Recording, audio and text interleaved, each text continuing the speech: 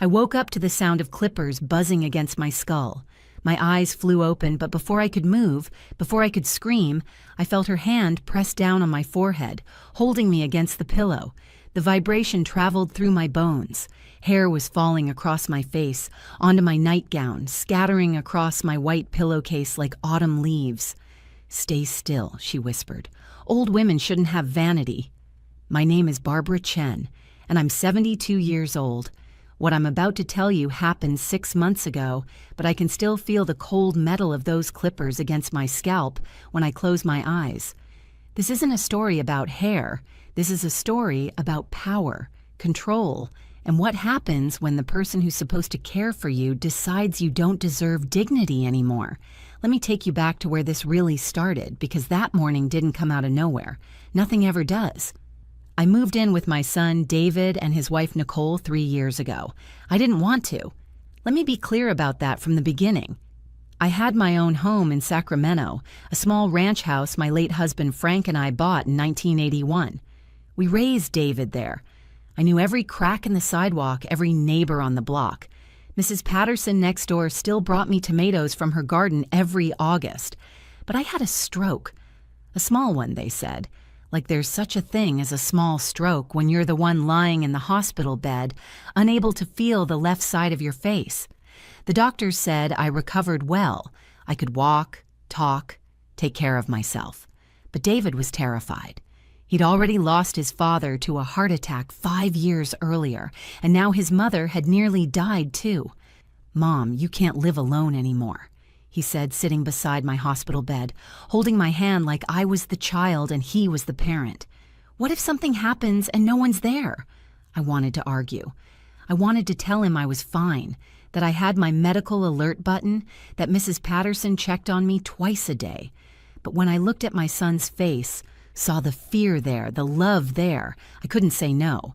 He was my only child, my whole world after Frank died. So I sold my house, packed up 43 years of memories into boxes, and moved into David and Nicole's spare bedroom in their house in Roseville. It was supposed to be temporary. "Just until I got my strength back," David said. "Just until we're sure you're stable," Nicole said with that smile that never quite reached her eyes. That was 3 years ago. Nicole was always difficult.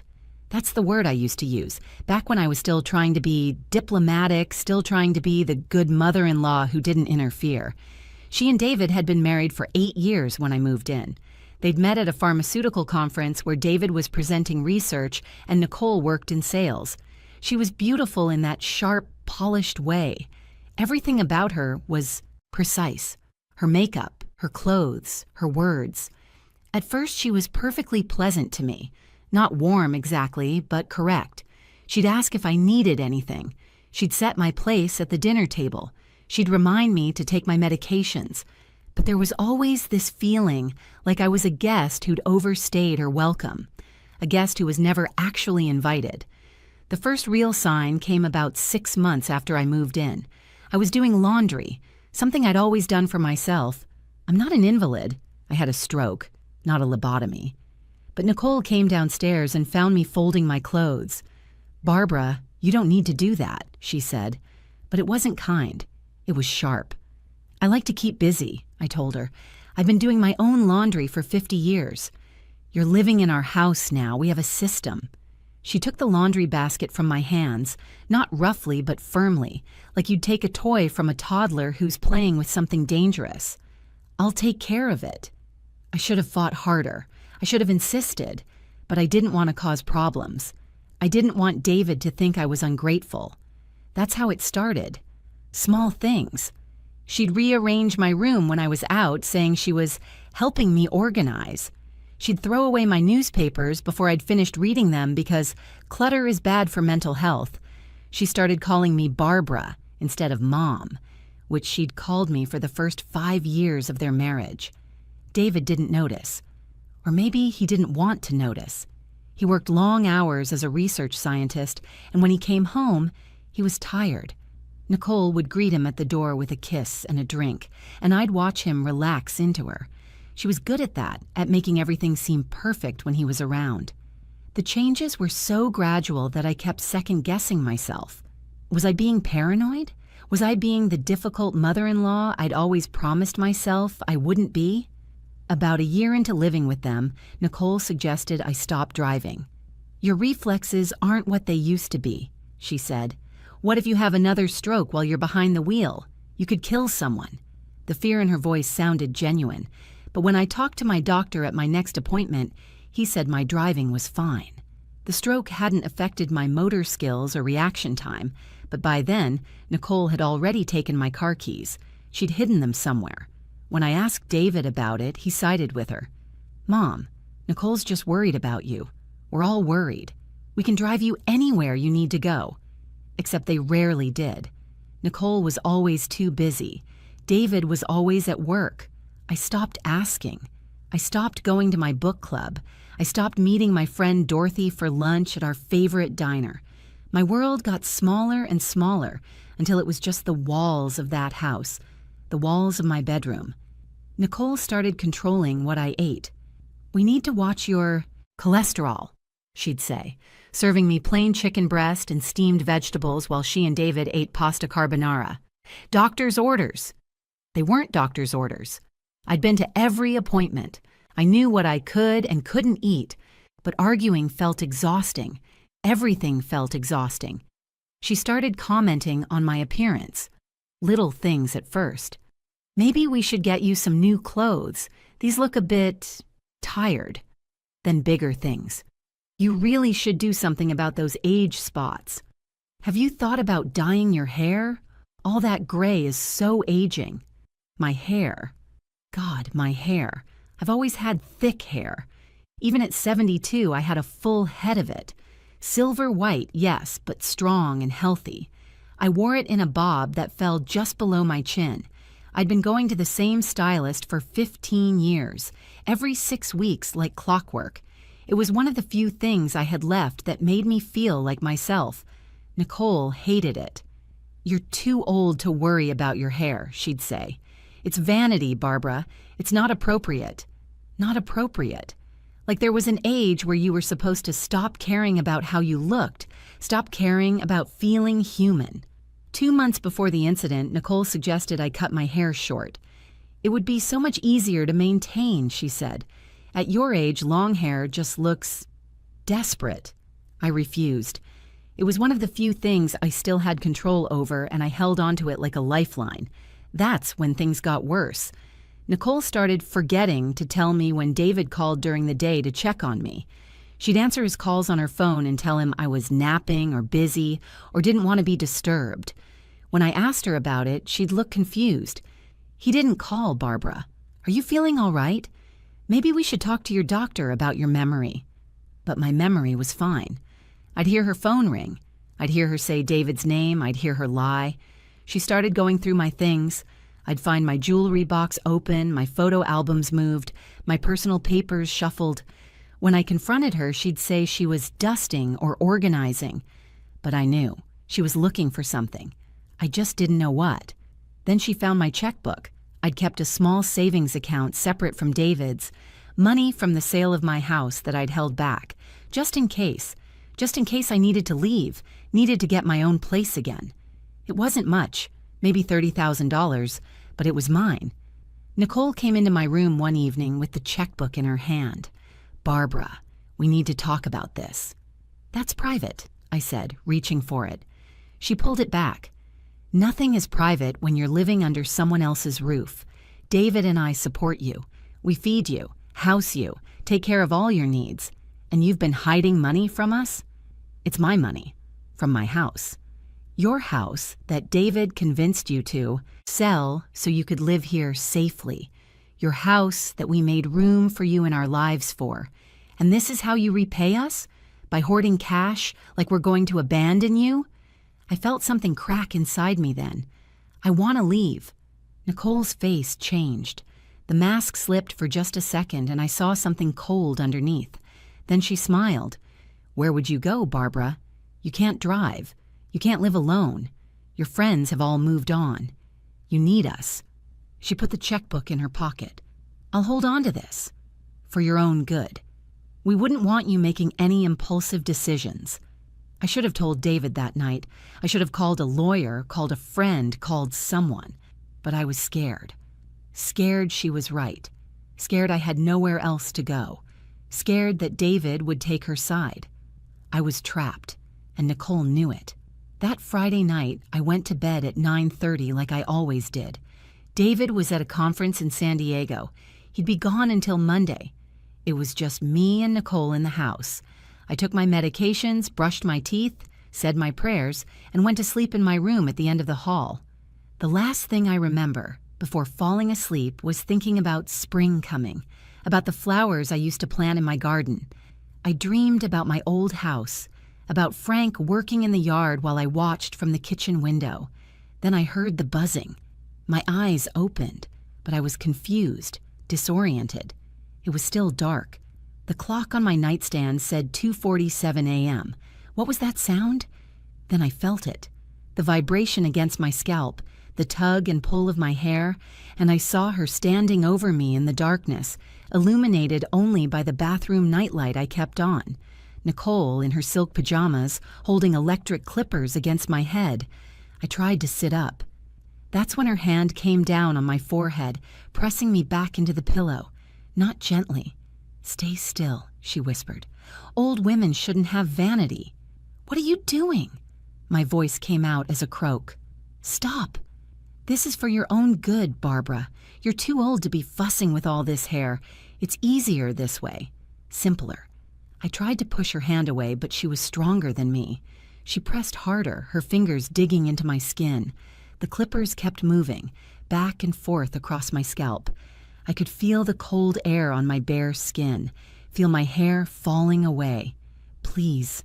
I was crying now. "Please stop." "Almost done." Her voice was calm, almost cheerful, like she was describing the weather. "There we go. Much better." When she finally stepped back and turned on the lamp, I saw myself in the mirror across the room. My beautiful silver hair, the hair I'd cared for and treasured, was gone. Patches of it remained in uneven clumps, but most of my scalp was bare, showing pale skin that had never seen the sun. I looked sick. I looked broken. I looked like someone else. Nicole gathered the hair from my pillow, from my nightgown, from the floor. She did it methodically, carefully, like she was cleaning up after a haircut at a salon. "There," she said. "Now you look appropriate for your age. No more vanity. No more pretending you're something you're not." Then she left, closing my door behind her, leaving me sitting in my bed, shaking, staring at the stranger in the mirror. I didn't sleep the rest of that night. I sat on my bed, touching my scalp, feeling the unfamiliar smoothness, the patches of stubble where she'd shaved too close. My hands wouldn't stop shaking. When morning came, Nicole knocked on my door and came in with a cup of tea, like nothing had happened. "Good morning, Barbara. Did you sleep well?" I stared at her. "You shaved my head.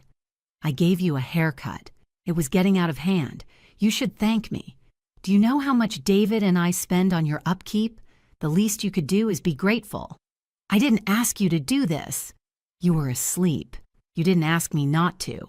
She set the tea down on my nightstand. "David will be home Monday. Let's not upset him with dramatics about this, all right? It's just hair. It'll grow back." But we both knew it wasn't just hair. It was power. It was her showing me, finally and completely, that I had none. After she left, I looked at my phone, the one David had gotten me, just for emergencies. I'd been thinking of it as a leash, a way for them to always know where I was, always monitor my calls. But now I saw it differently. I had no friends left to call. They'd all drifted away when I stopped showing up, stopped answering their messages. But I had something else. I had Google. With shaking fingers, I typed, "Elder Abuse Lawyer, California." I spent that entire Saturday reading about elder abuse, about financial exploitation, about personal rights, reading about cases where adult children or their spouses had controlled elderly parents, isolated them, taken their money, their autonomy, their dignity. I was reading about myself. There was a phone number for a legal aid organization that specialized in elder abuse cases. I stared at it for an hour before I had the courage to call. My finger hovered over the number. What if I was overreacting? What if they laughed at me? What if they called David? But then I looked in the mirror again, looked at my shaved head, at the woman I barely recognized. I made the call. The intake specialist's name was Jennifer. She was young, probably in her 30s, but her voice was kind without being condescending.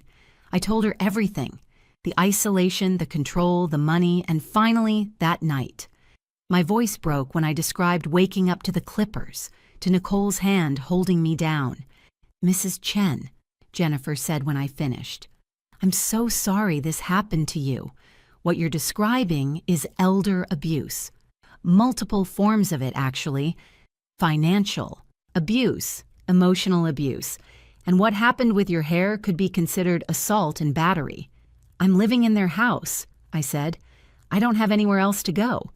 We can help with that. We work with several organizations that provide emergency housing for elder abuse victims. But first, I need to ask you something important. Are you safe right now? Is your daughter-in-law home?" "She went shopping. She'll be back in an hour." "Okay. I'm going to connect you with an attorney who can take your case. His name is Marcus Webb. He's going to want to meet with you as soon as possible. Can you get to our office on Monday morning?" "I don't have a car. She took my keys." "We'll send a car for you, 9 a.m. Pack a bag, Mrs. Chen. Just what you need. Don't tell anyone where you're going." That night, I packed. One suitcase with clothes, my medications, my important documents that I'd hidden in the back of my closet behind my shoes. The checkbook Nicole thought she'd taken was actually an old one from a closed account. The real one, with the routing numbers for my savings, was right where it had always been, tucked inside my mother's Bible. I didn't sleep that night either. I just waited. Sunday was the longest day of my life. Nicole kept watching me like she knew something was different. At dinner, she kept staring at my head, at her handiwork. "You know, it's really not that bad," she said. "Once it grows in evenly, it'll be quite practical." I didn't answer. I ate my bland chicken and steamed vegetables and thought about Monday morning. David called that night. Nicole answered, talked to him for a few minutes, then handed me the phone. "Hi, Mom. How are you?" I wanted to tell him everything. I wanted to scream it into the phone. But Nicole was standing right there, watching me with those cold eyes. "I'm fine, honey. How's the conference?" "Good, good. I'll be home tomorrow afternoon. Nicole says she gave you a haircut?" "Yes." She sent me a picture. It looks neat, very practical. Practical. That word again. "Yes," I said again. My voice sounded dead even to my own ears. "Okay, well, I'll see you tomorrow. Love you, Mom." "Love you too, sweetheart." I handed the phone back to Nicole. She smiled at me. "See? David thinks you look fine. No harm done." I went to bed at 8 that night. I lay in the darkness, listening to the house settle, and waited for Monday morning. The car arrived at exactly 9 a.m., a black sedan driven by a young woman who introduced herself as Alicia. She worked for the legal aid organization. Nicole was in the kitchen when the doorbell rang.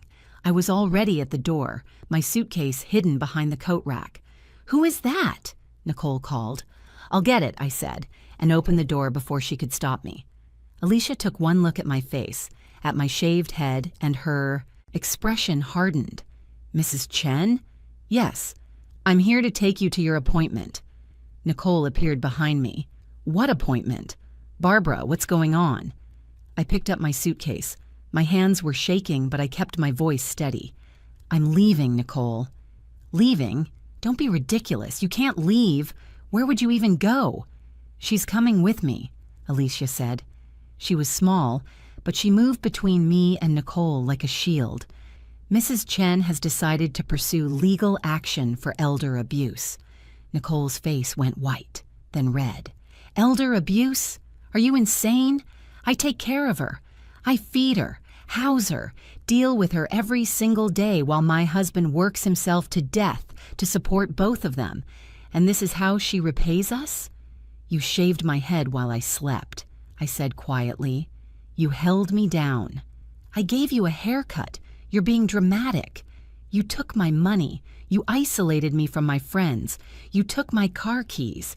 You wouldn't let me speak to my own son. I was protecting you. You're old, Barbara. You need someone to make decisions for you because you clearly can't make them yourself anymore. That's not your choice to make, Alicia said. Mrs. Chen, are you ready? I was. God help me, I was. I walked out of that house without looking back. The last thing I heard was Nicole screaming that I was ungrateful, that I'd regret this, that David would never forgive me. Maybe she was right about that last part. But I couldn't stay any longer. I couldn't let her take one more piece of me. Marcus Webb was nothing like I expected. He was in his 50s, African American, with kind eyes behind wire-rimmed glasses. His office was cluttered with case files and law books, and there was a photo on his desk of him with 3 teenage kids. He stood when I walked in and shook my hand gently. Mrs. Chen, please sit down. I sat. Alicia had brought me a coffee and a muffin from somewhere, but I couldn't eat. I just held the cup, letting the warmth seep into my hands. I've read your intake interview, Marcus said. Jennifer filled me in on the basics, but I need to hear everything from you in your own words. Take your time. So I told him, all of it. From the beginning, from moving in, to the slow erosion of my independence, to that Friday night. He took notes, asked questions, listened without interrupting. When I got to the part about the clippers, about Nicole's hand holding me down, my voice broke. Take your breath, he said softly. You're safe now. When I finished, he sat back in his chair. Mrs. Chen, I want to be straight with you. This is a strong case. What Nicole did constitutes multiple forms of elder abuse under California law. The financial control, the isolation, and the incident with your hair specifically could be charged as assault and battery. But pursuing this legally means your relationship with your son might never recover. Are you prepared for that? I thought about David, about the little boy who used to bring me dandelions from the yard and call them roses, about the young man who cried at his father's funeral and held my hand through the whole service, about the adult who looked at me with such love and such fear after my stroke. I don't want to hurt my son, I said, but I can't go back there. I can't live like that anymore. You won't have to. Whether you pursue criminal charges or not, we can get you an emergency protective order today. Nicole won't be able to contact you. We'll also petition for the return of your financial assets. But I want you to think about whether you want to press criminal charges. That's a bigger step. What would happen to her? Honestly, with your testimony, the photographic evidence, and the financial records we'll subpoena, she could face jail time. More likely, she'd get probation and mandatory counseling, but she'd have a record. I closed my eyes, saw Nicole standing over me in the dark, felt her hand pressing me down, heard her voice. Old women shouldn't have vanity. I want to press charges, I said. I won't bore you with every detail of the legal process. Court proceedings aren't like they show on TV, all dramatic revelations and passionate speeches. Mostly, it's paperwork and waiting. But here's what you need to know. Marcus was thorough. He gathered bank statements showing how Nicole had redirected my Social Security checks to an account I couldn't access. He got testimony from my doctor proving I was mentally competent and didn't need the level of care Nicole claimed I did.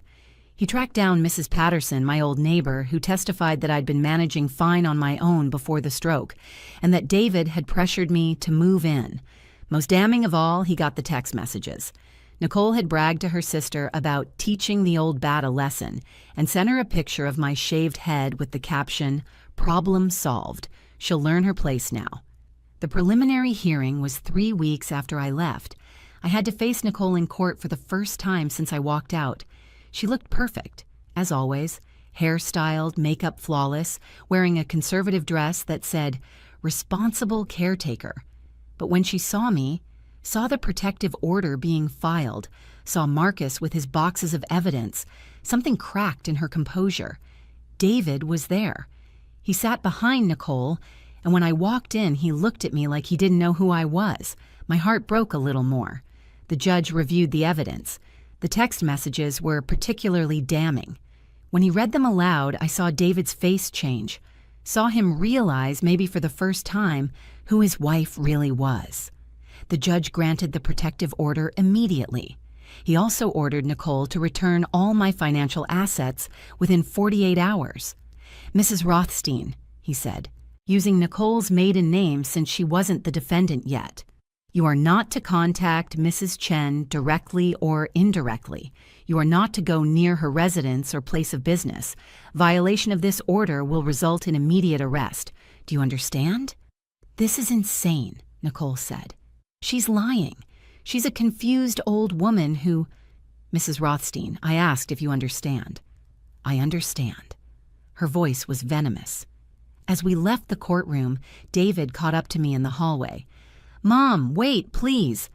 I stopped, turned, looked at my son. "How could you do this?" he said. "She's my wife. She took care of you." "She shaved my head while I was sleeping, David." "It was just a haircut.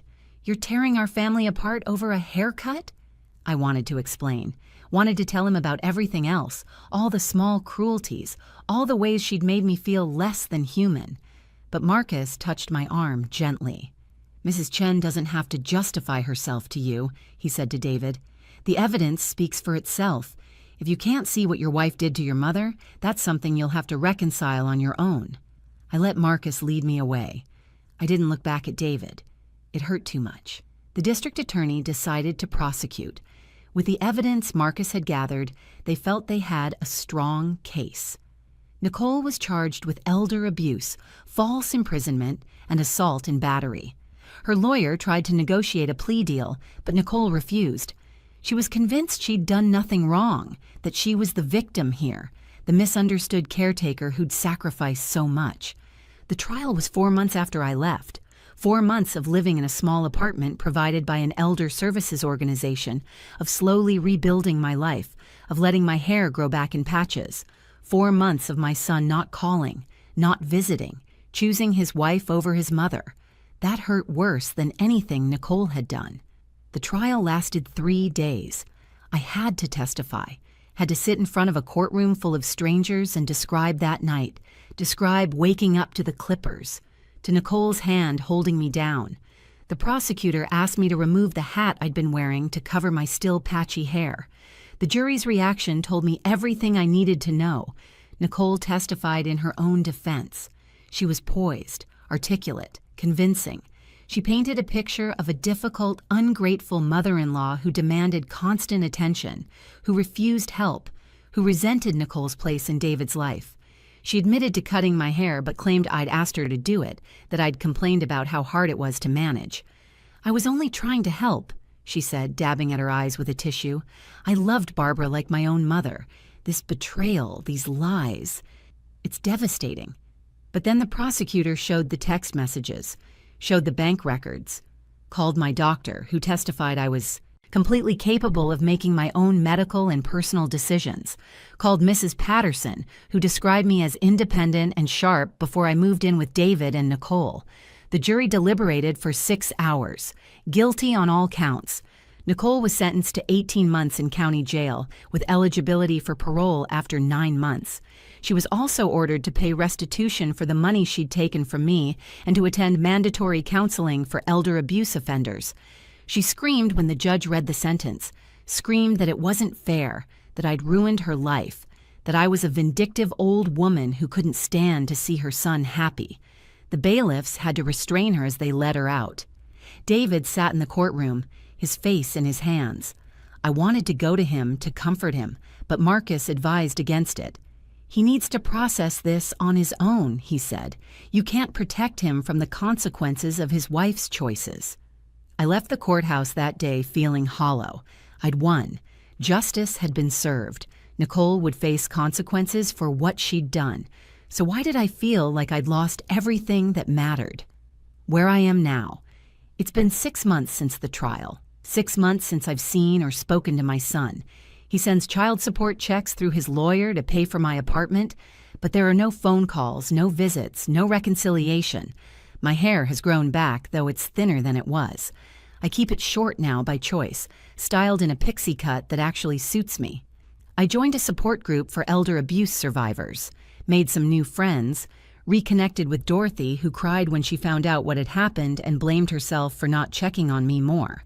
I got a small dog, a terrier mix named Frank, who sleeps on my bed and barks at squirrels. I volunteer at the library twice a week. I'm taking a watercolor class at the community center. I'm rebuilding my life piece by piece. But I think about David every day. I wonder if he visits Nicole in jail, if he's angry with me or with her or with himself. I wonder if he'll ever understand why I had to leave, why I had to fight back. I wonder if I'll ever see him again. Marcus tells me to give it time, that David needs to work through his own feelings, his own guilt, his own understanding of who his wife really was. He says some family relationships can be rebuilt after something like this, but it takes years and it's never the same. I hope he's right. I hope someday my son will knock on my door and we can talk, really talk, about what happened. I hope he'll meet Frank and see my watercolors and understand that I'm not fragile, not broken, not the confused old woman Nicole made me out to be. But if he doesn't, if I never see him again, I'll survive that too. Because that's what I've learned. I'm stronger than I thought I was. Stronger than Nicole thought I was. Stronger than I'd needed to be for a long time. I wake up every morning in my own apartment, in my own bed, with my own dog beside me. I make my own breakfast. I go where I want, when I want. I talk to who I want. My money is mine. My life is mine. My dignity is mine. Nicole tried to take that from me, tried to make me believe I was worthless, that vanity in an old woman was something shameful, that I should be grateful for whatever scraps of humanity she decided to give me. But old women are allowed to have vanity. We're allowed to care about our hair, our appearance, our dignity. We're allowed to have autonomy and respect and control over our own lives. Age doesn't make us less human. It doesn't make us less deserving of basic dignity. That's not a lesson I learned. It's a truth I reclaimed. I'm 72 years old. My name is Barbara Chen. I'm a survivor of elder abuse, and I wake up every morning free.